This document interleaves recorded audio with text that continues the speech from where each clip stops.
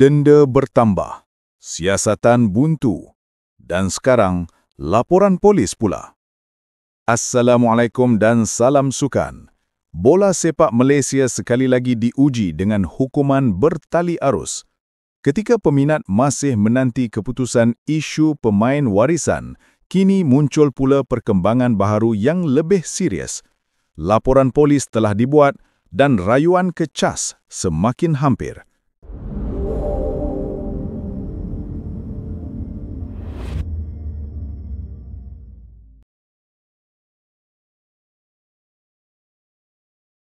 Konfederasi Bola Sepak Asia (AFC) telah mengesahkan bahawa FAM dikenakan denda sekitar RM51,000 susulan dua pelanggaran peraturan dalam perlawanan kelayakan Piala Asia melibatkan Malaysia dan Nepal.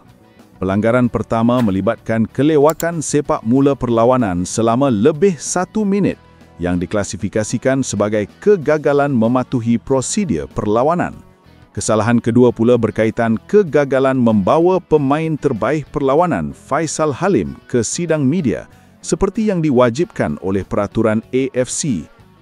Dua kesalahan ini mungkin nampak kecil, tetapi di peringkat antarabangsa, tiada ruang untuk kelonggaran prosedur. Namun denda ini hanyalah lapisan atas. Isu sebenar jauh lebih mendalam. Menurut pihak FAM, siasatan dalaman telah diserahkan kepada bahagian teknikal bagi mengenal pasti punca sebenar kelewatan perlawanan. Namun bagi peminat, persoalan yang timbul ialah kenapa kesilapan asas masih berlaku ketika pasukan sedang diperhatikan dunia? Ini menunjukkan bahawa dalam bola sepak moden, pengurusan dan pematuhan peraturan sama penting dengan prestasi atas padang. Dan ketika isu ini belum reda, satu pendedahan lebih mengejutkan muncul. Berkaitan isu pemain warisan, Badan Bebas yang menjalankan siasatan dalaman mendedahkan mereka gagal mengesan pihak atau ejen yang bertanggungjawab membawa masuk 7 pemain warisan ke dalam skuad kebangsaan. Disebabkan had kuasa siasatan, Badan Bebas tersebut menyarankan agar FAM membuat laporan polis. Langkah ini dilihat perlu supaya siasatan dapat diteruskan secara lebih menyeluruh, telus dan berlandaskan undang-undang, terutama berkaitan dakwaan pemalsuan dokumen.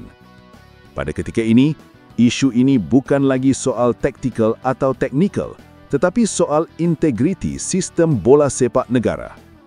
Dalam masa yang sama, FAM mengesahkan bahawa keputusan rayuan Malaysia ke Mahkamah Timbang Tara Sukan (CAS) dijangka diketahui dalam masa terdekat, malah sebelum proses undian Piala Asia dijalankan.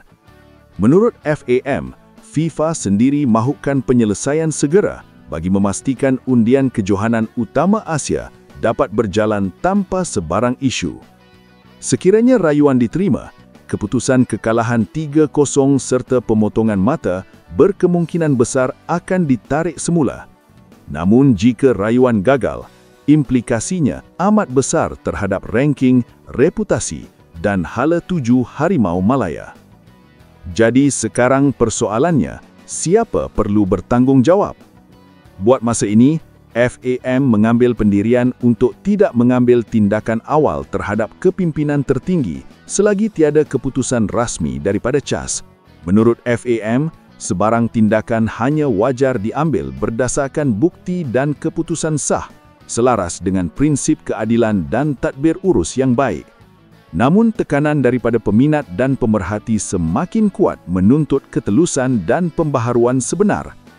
Apa yang berlaku hari ini akan menentukan hala tuju dan kredibiliti bola sepak Malaysia untuk jangka panjang.